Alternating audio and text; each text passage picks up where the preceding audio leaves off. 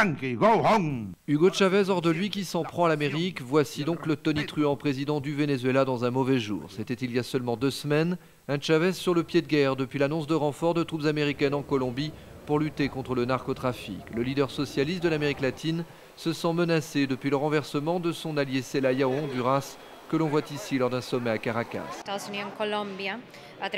Les États-Unis, à travers le plan Colombie, ont utilisé durant 10 ans l'argument de la lutte contre le narcotrafic pour justifier leur présence militaire et, d'une certaine manière, garder le contrôle militaire en Amérique latine. À l'extérieur, face à la menace Yankee, comme il dit, Hugo Chavez se cherche des soutiens contestés. Iran, Chine ou Russie. À l'intérieur, ces réformes socialistes, pour la plupart réalisées au forceps, provoquent une levée de boucliers. Nationalisation à la chaîne, nouvelle loi sur l'éducation plus égalitaire et laïque, reprise en main des médias, fermeture d'une trentaine de radios et télévisions et des menaces répétées contre la chaîne Globovision provoquent l'indignation. Le président adore la guerre contre les médias, il parle d'un vent de guerre ou de guerre avec la Colombie, mais la guerre que devrait mener le président Chavez, c'est la guerre contre la délinquance, contre la corruption, la guerre contre la faim, contre l'inflation ou encore contre les difficultés de la vie.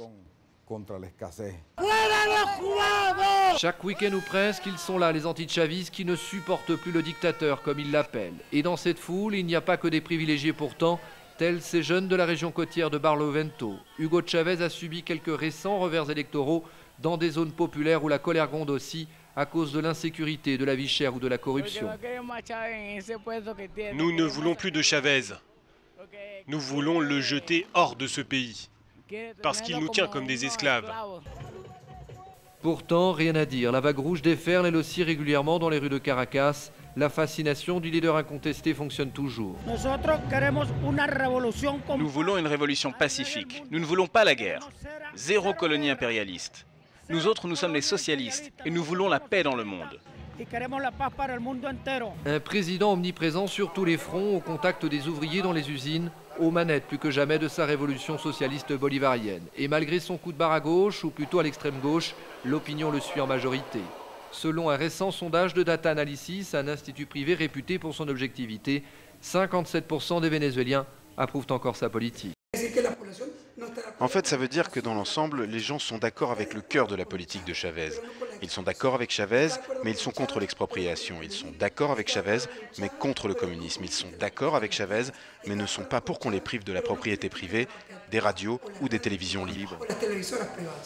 Pour résister à l'usure, Chavez compte sur lui-même. C'est une star qui attire les stars. Voici Benicio del Toro, l'acteur du Che de Steven Soderbergh, en visite dans son palais présidentiel, après Sean Penn ou le réalisateur Oliver Stone. Hugo Chavez, un animal politique qui se construit lentement depuis 10 ans, une figure historique. Il aurait bien voulu être le Che ou même Fidel, mais en fait lui, il a juste gagné des élections dans un pays plein de pétrole. Il a du pétrole, mais il lui manque l'histoire. Pour beaucoup de Vénézuéliens, Chavez, ce n'est pas que du cinéma. Et après 10 ans au pouvoir, certains attendent impatiemment le mot fin, d'autres espèrent la version longue lors d'une possible réélection en 2012.